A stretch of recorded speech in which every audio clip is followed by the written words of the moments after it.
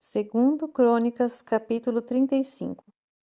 Então o rei Josias celebrou o sacrifício da Páscoa para o Senhor Yahvé em Jerusalém. E o cordeiro da Páscoa foi imolado no 14º dia do primeiro mês. Ele designou os sacerdotes dos seus cargos e os motivou a servirem na casa do Senhor Yahvé, o templo do Senhor. E ordenou aos levitas que ensinavam a todo Israel e que estavam consagrados ao Senhor: depositai a arca sagrada no templo que edificou Salomão, filho de Davi, rei de Israel. Já não tereis mais esta responsabilidade sobre os vossos ombros. Agora, pois, cultuai ao Senhor Yahvé vosso Deus e servi ao seu povo Israel. Preparai-vos segundo as vossas famílias, segundo as vossas turmas de serviço, conforme os preceitos de Davi, rei de Israel, e as prescrições de Salomão, seu filho. Permanecei no lugar santo com um grupo de levitas para cada subdivisão das famílias do povo. Imolai a Páscoa, santificai-vos e ficai à disposição de vossos irmãos, agindo de acordo com a palavra do Senhor Yahvé, o Senhor, transmitida por Moisés. E o próprio rei Josias deu ao povo que ali estava reunido um total de 30.000 ovelhas e cabritos para ofertas da Páscoa, além de 3.000 bois. Tudo foi tirado dos bens pessoais do rei. Seus chefes e oficiais também fizeram ofertas voluntárias ao povo, aos sacerdotes e aos levitas. Ilquias, Zacarias e Jeiel, chefes do templo de Deus, deram aos sacerdotes para os sacrifícios da Páscoa 2.600 cordeiros e cabritos e 300 novilhos.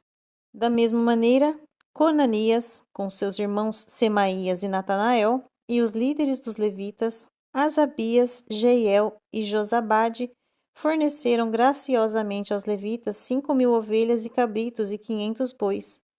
Todo o grande serviço religioso foi organizado e os sacerdotes assumiram de bom grado as suas funções com o auxílio dos levitas, em seus turnos, tudo conforme o rei orientara. Então sacrificaram os cordeiros da Páscoa e os sacerdotes aspergiram o sangue que recebiam das mãos dos levitas, que também retiravam a pele dos animais. Eles separaram os sacrifícios para os distribuírem ao povo, conforme os grupos das famílias do povo, a fim de que elas os oferecessem ao Senhor Yahvé, segundo está escrito no livro da lei de Moisés, e fizeram o mesmo com os novilhos. Assaram os cordeiros da Páscoa no fogo, segundo a prescrição, e cozinharam as ofertas sagradas em panelas, em caldeirões e em tachos, e rapidamente as repartiram entre todo o povo. Depois prepararam o que era necessário para si e para os sacerdotes, porquanto os sacerdotes, descendentes de Arão, se ocuparam até o pôr do sol em oferecer os sacrifícios e a gordura. Por isso os levitas prepararam a parte deles, e a dos sacerdotes, descendentes de Arão. Os músicos e cantores, descendentes de Asaf, estavam em suas posições segundo o mandado de Davi e de Asaf e de Emã, e de Gedutum, vidente do rei, como também os porteiros a cada porta não necessitaram de se desviar do seu ministério, porquanto seus irmãos, os levitas, preparavam tudo quanto precisavam. Deste modo, portanto, se estabeleceu todo o serviço do Senhor Yahvé naquele dia, para celebrar a Páscoa e oferecer holocaustos sobre o altar do Senhor de acordo com as orientações do rei Josias.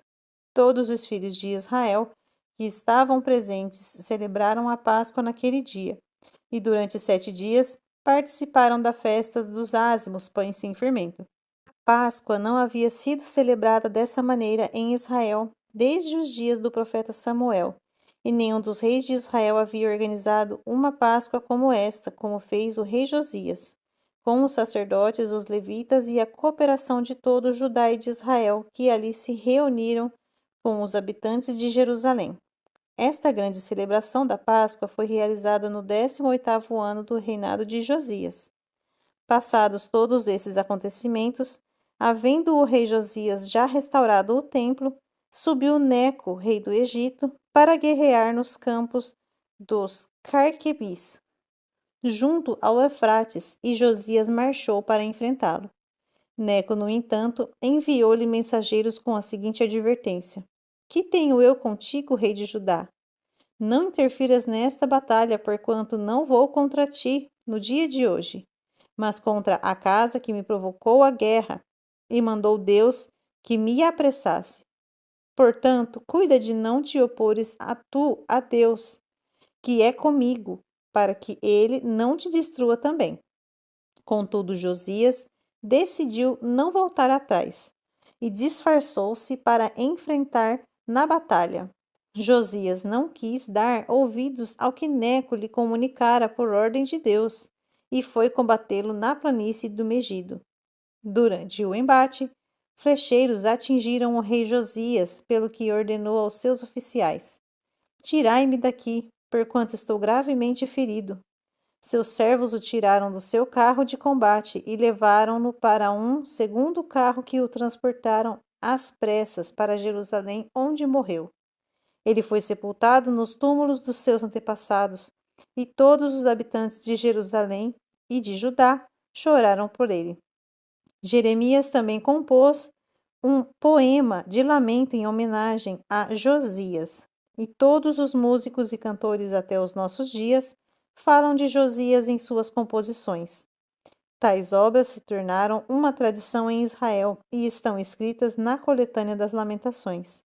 Quanto aos demais atos do rei Josias, suas muitas proezas e ações piedosas, de acordo com o que está escrito na Torá, lei do Senhor Yahvé, e aos acontecimentos do reinado de Josias, tanto dos primeiros como dos últimos eventos, eis que todos estão escritos no livro da história dos reis de Israel e Judá.